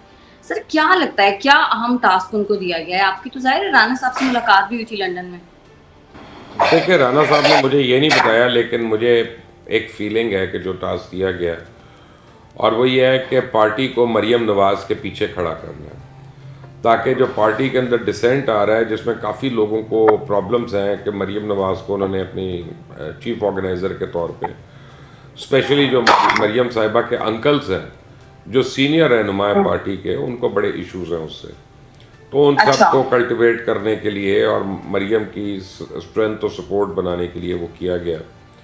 और मेरे ख्याल है कि मियां नवाज शरीफ ने मेंटली रिज़ाइन कर दिया और वो अब ये सोचते हैं कि अगली इनिंग्स उन्होंने मरीम के थ्रू खेलनी है, खुद से उन्होंने शायद नहीं करनी, उनको उसकी इतनी कोई उम्मीद नहीं है। वो अपनी बेटी के लिए ज़्यादा इंटरेस्टेड है और बेटी जो है वो पाकिस्तान आ गई हैं। और मेरा ख्याल है कि दूसरा टास्क जो राना सनाउल्लाह को दिया गया वो ये है कि अगर स्नैप इलेक्शंस हो जाते हैं मार्च अप्रैल में किसी भी वजह से, तो वो पार्टी की तैयारी मरीम के हवाले से ऐसी करवा दें कि पार्टी जो है वो इलेक्शंस में कंटेस्ट करने के काबिल हो। वरना इस वक्त तो अगर लगता है कि on face of it come से कम ये लगता है कि अगर आज इलेक्शंस होते हैं तो तहरीक इंसाफ तो बैंड बजा देगी PMLN का, आज तो ये लग रहा है। सर आदिल राजा ये कहते हैं कि खौफनाक प्लान मंजूर हो गया है, मार्शल लॉ लग सकता है, अमेरिका की तरफ से इजाजत मिल गई है और अगर ये भी नहीं होता तो खान साहब को कत्ल करने की तरफ बात जा सकती है। आपको क्या लगता है इस दावे में किस हद तक सच्चाई है? आदिल राजा का मैंने पूरा वीलॉग सुना है जिसमें उन्होंने कोई DGIC के मतलब भी बातें की हैं, DGC के मतलब भी की हैं, और फ्रेंकली मुझे तो शर्म आता है ये सोच कर कि ये शख्स हमारी फ़ौज का कभी कोई कमीशन्ड ऑफिसर था। और मुझे तो उन लोगों पर हैरानी है जिसने इसको ISSB में साइकोलॉजिकल टेस्ट में इसको क्लियर किया था और उसके बाद ये ISSB क्लियर हो गया इसका और ये PMA चला गया। मैंने तो इतना झूठा और इतना मक्कार, इतने 2 नंबरी वाले बयानात जो हैं किसी एक बंदे के नहीं सुने। और भी बड़े लोग हैं जो अपने ही इदारे के खिलाफ बातें करते हैं, ऐसी बात नहीं, लेकिन हर एक सोच समझ के और रेस्ट्रेंट के साथ करता है कि इससे मुल्क को नुकसान ना हो। लेकिन यहाँ पे तो लगता है कि एजेंडा ही डिफरेंट है। आप देख लें उनकी मुलाकातें किन किन से हुई हैं, उनके कंधों पे थापियाँ किस किस ने दी हैं। एक और बड़ी हैरानी की बात है कि जितने लोग इस वक्त पाकिस्तान और पाकिस्तान आर्मी के खिलाफ बातें कर रहे हैं, आप देखेंगे उन सब की तस्वीरें जो है वो जुमैरा खान के साथ आ रही हैं, कंधे से कंधा मिला के और उस तरह से मिलाकर। तो अब आप देख लें कि तनावें कहाँ से खींच रही हैं और कहाँ से खींची जा रही हैं। और मैं अभी बरतानिया में जब था तो मेरी काफ़ी वहाँ पे उनके टॉप पॉलिटिशियन से मुलाकात हुई, जिसमें इंक्लूडिंग उनके डिप्टी प्राइम मिनिस्टर थे UK के, उनसे भी मुलाकात हुई। तो बरतानिया में एक एवरेज गोरा जो है वो इमरान खान को समझता है कि ही इज़ आवर मैन। तो हाँ, मैं तो उनको जब 1-2 बातें बताई तो उसके बाद उन्होंने कहा अच्छा really seriously is that right. तो मैंने कहा अब बात ही के खुद तहकीक कर लो, अब ही इज़ योर मैन तो फाइंड आउट। तो अब तो वो ओपनली कहते हैं ये बात। और ये डॉक्टर इसरार और हकीम सईद पता नहीं कितने साल पहले कह गए ये बातें।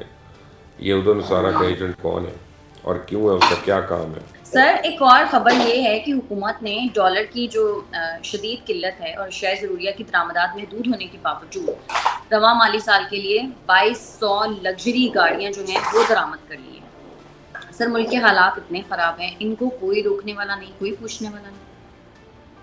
मैंने आपको पहले सवाल के जवाब में कह दिया था कि देखिए प्रायोरिटीज़ ही इनकी कोक्ड अप है टोटली। और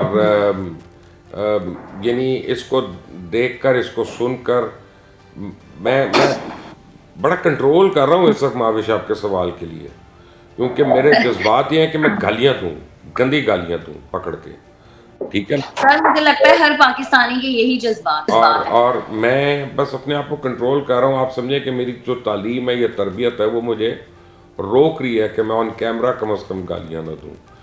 तो जब ये कैमरा बंद होगा तो मैं इसके जवाब में गालियाँ जरूर दूँगा, यानी यही मैं कह सकता हूँ। सर वो ऑफ रिकॉर्ड जो है वो ऑन रिकॉर्ड कर लेंगे। देखिए महाविश बात ये है कि गालियों का भी उनको फ़र्क पड़ता है जिनमें थोड़ी सी कोई इज्जत हो। हमारे यहाँ तो लगता है कि किसी को परवाह ही नहीं है, शर्म ही नहीं है।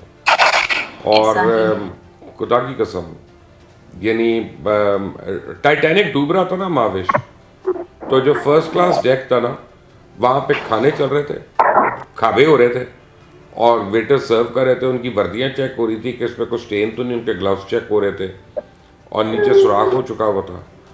और फिर उसके बाद जब वो डूबा है तो सबको साथ लेके निकल गया अपने। तो हमारे भी आप देखें ऊपर दावतें ही नहीं ख़त्म हो रही, ऊपर खाबे ही नहीं ख़त्म हो रहे, ऊपर उनके खाने पीने की वारदातें ही नहीं ख़त्म हो रही। और सारों की बात कर रहा हूँ, मैं एक की बात नहीं कर रहा। तो बंदा क्या कहे उनको। सर, साबिक वजीर आला पंजाब परवेज इलाही के जो प्रिंसिपल सेक्रेटरी हैं मोहम्मद खान भट्टी, उनके खिलाफ एंटी करप्शन में मुकदमा दर्ज कर लिया गया है। महकमा हाईवे के अफसरों से 46 करोड़ रुपए से ज्यादा रकम बतौर रिश्वत लेने का उन पर इल्जाम है। सर, ये चीजें खान साहब को नजर नहीं आती? खान साहब इन चीजों पे नोटिस लेंगे आपके ख्याल में? ये तो एक है, देखें जो हाईवेज है ना, CNW जो है, मैं इसका वजीर रह चुका हूँ, मैं इसका मिनिस्टर हूँ, तो मुझे एग्जैक्टली पता है कि इसमें किस किस तरह से पैसे खाए जाते हैं। आपको मैं मजे की बात बताता हूँ, इसमें आपको ना कुछ साइन करने की जरूरत है ना कुछ बोलने की जरूरत है, और तब भी पैसे आपकी झोली में आके गिर सकते हैं। तो अगर आप मोहम्मद खान भट्टी की तो पूरे करियर को देखेंगे, देखें ना, 13, 14, 15 साल का करियर है जिसमें 8 साल मुअत्तल रहे हैं भाईजान, तो वो तो काम नहीं किया। बस ग्रेड पता नहीं इनका 8 था, 2 था, 16 था, मुझे नहीं पता यार, लेकिन एकदम से वहाँ से उनको पहले असेंबली के सेक्रेटरी बना दिया और साथ साथ उसको अपना प्रिंसिपल सेक्रेटरी बना दिया और टॉप मोस्ट ग्रेड में उसको ले गए। पाकिस्तान की तारीख में किसी ब्यूरोक्रेट की इस तरह से नहीं हुई। और उनकी वीडियोस भी आई शुरू में ही, जब वो पुलिस प्रोटोकॉल लेके अपने गांव गए, उन्होंने अपने डेरे बना लिए, जो सिर्फ लाहौर में मुझे बताया जाता है उनकी प्रॉपर्टी है, उसी का मान नहीं है। तो ये 48 करोड़ तो बड़ी छोटी सी रकम है, वो इससे बहुत ज़्यादा कुछ हड़प कर चुके हैं। अब देखते हैं कि उनको हजम होती है कि नहीं। वैसे तो हमारे सारे करप्ट लोगों को हजम हो जाती है, तो लेकिन ये कि देखते हैं कि मोहम्मद खान भट्टी को होती है कि नहीं। सर, महकमा खजाना ने इलेक्शन कमीशन ऑफ पाकिस्तान की हिदायत को माइंड में रख के और उनका बहाना बनाते हुए जो मुबैना तौर पर निगरान पंजाब हुकूमत के हुक्म पर तमाम जो मेट्रोपॉलिटन म्यूनसिपल कॉरपोरेशंस के जो अकाउंट्स हैं उनमें रकूम की मुंतकली पर पाबंदी ऐड कर दी है। और सर, जाहिर सी बात है, इससे पंजाब भर में जो तरक्याती स्कीम्स जारी हैं वो खतरे में पड़ गई हैं। आपके ख्याल में ये दुरुस्त है? देखें, चल नहीं सकती हैं तरक्याती स्कीम्स, इसमें कई जाली भी हैं, और वो परवेज इलाही वगैरह ने इसलिए शुरू की थी ताकि उनका नाम रहे और उनके वो इलेक्शंस में उस तरह जाएँ, और उन्होंने अपने MNAs को और MPs को पैसे देने थे, खाना खिलाना था, काबे खिलाने थे। और ये देखें, मेरी गवाही आपकी बेटी भी दे रही है पीछे से बोल, ठीक है ना, मेरी बातों की। तो ऐसी स्कीमों को ना सिर्फ रुकना चाहिए बल्कि उनके ऊपर फोरेंसिक होना चाहिए और उनके ऊपर एंटी करप्शन को जाके उसकी तहकीकात भी करनी चाहिए कि कैसे 7 दिन के अंदर पूरे लाहौर का मास्टर प्लान बन जाता है और अप्रूव हो जाता है। वो किस किस को वहाँ पे रोडा में प्लॉट दिए गए, किस किस को काबा खिलाया गया, किस किस के हाथ जो है वो गीले किए गए, तो ये भी सारी तफसीलात आनी चाहिए सामने। बिल्कुल ऐसा। ठीक है मुबश्शिर साहब, बहुत शुक्रिया आपका। अगर आपको हमारी वीडियो पसंद आती है तो चैनल को करिए लाइक, सब्सक्राइब और शेयर, और अपनी कीमती राय से हमें ज़रूर आगाह कीजिएगा। हमें इजाज़त दें, अल्लाह के पाड़क मावा दे लाल खा गई है कि छड़ गला दो। 7 रंगी 7 दिन सोंदे नहीं जे, ते जो सोना है ते 2 दिन उठना नहीं। लेकिन चिप्स, आइज, पाउडर, ये 3 चीज़ां नहीं मैं छड्डदा।